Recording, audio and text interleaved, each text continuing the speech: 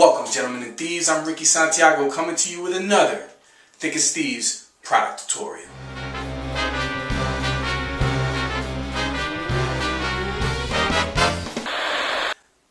This thing right there. You see that?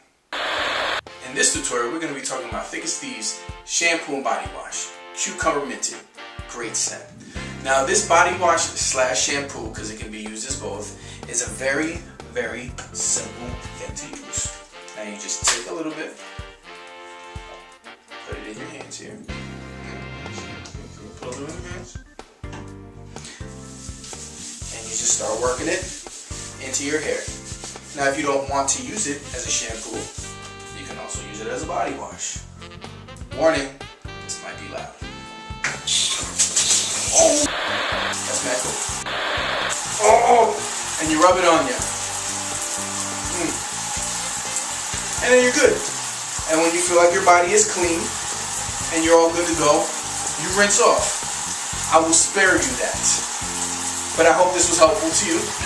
And check it out when you get a chance. Thik as Thieves shampoo, body wash, cucumber minted. Thik as Thieves. Salute.